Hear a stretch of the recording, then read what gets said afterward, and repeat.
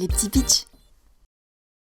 Salut à tous et bienvenue dans les petits pitchs. Aujourd'hui on se retrouve pour parler de Cryptid, légende urbaine. Les créateurs de Cryptid sont de retour avec un jeu à deux. On sort de la déduction mais on reste évidemment dans la logique avec ce casse-tête asymétrique. Ça se joue à deux, une partie dure environ 25 minutes et c'est pour les 12 ans et plus. Le contexte. Le Cryptid est parmi nous.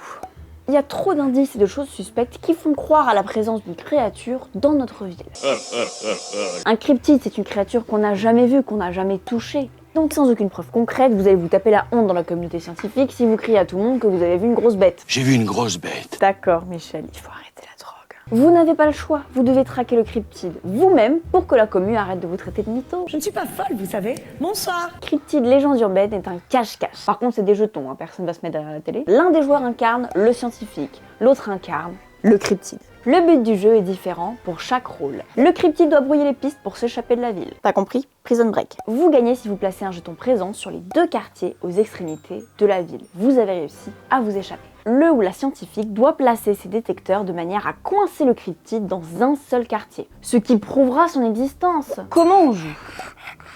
La ville, elle est divisée en quartiers. À tour de rôle, vous allez jouer des cartes pour déplacer les détecteurs de la zone active vers la zone de track.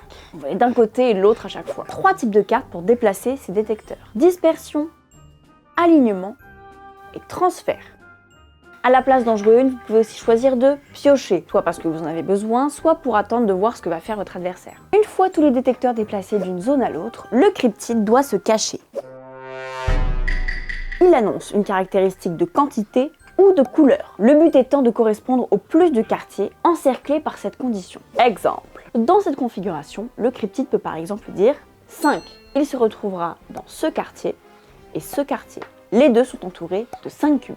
S'il avait dit rouge et noir, il se serait retrouvé dans ce quartier et ce quartier. Les deux quartiers sont aux extrémités de la ville, de cette manière le cryptide s'échappe, ciao bye bye, merci les gars, pour la tour Eiffel. Et enfin, si le cryptide avait fait l'erreur de donner les 3 couleurs, il se serait retrouvé uniquement dans ce quartier. De cette manière, c'est le scientifique qui aurait remporté la partie.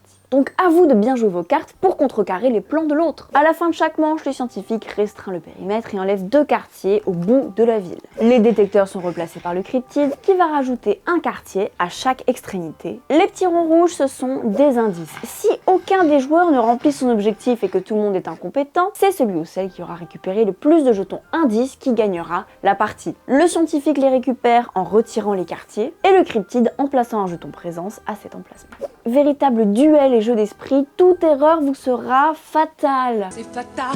Au début, il y a des trucs que vous n'allez pas voir. Si vous jouez avec un dieu de la logique et que vous n'êtes pas capable de mettre 2 chaussettes pareilles, vous allez vous faire rouler dessus. Mais énorme marge de progression. Rapide, pratique à transporter. Si vous aimez les jeux d'échecs, les dames, les jeux abstraits, enfin les jeux à deux un petit peu cérébraux, ce jeu va totalement vous correspondre. Pareil pour la team casquette.